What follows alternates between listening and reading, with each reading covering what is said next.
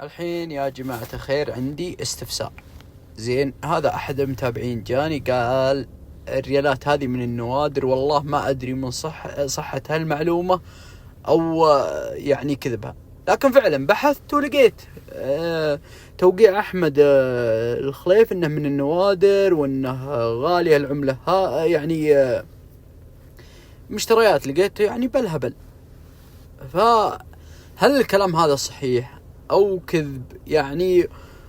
والريالات هذه موجودة وترى يعني اللي له رغبة يعلمني، ما أنا والله ما أستفيد منها بأي حاجة، لكن هو قال عرضها بسنابك ويعني استفسر من المتابعين. وش رأيكم؟ يعني هل الكلام هذا صدق كذب؟ وش السالفة؟ وش هذه أرقام الموجودة على الريالات؟ زين، هذا أنا ما أدري وين بالضبط، يعني ما أدري وش سالفة الشهرة هذه حقت أحمد الخليف، فيا ليت أحد يبلغني وش سالفتها.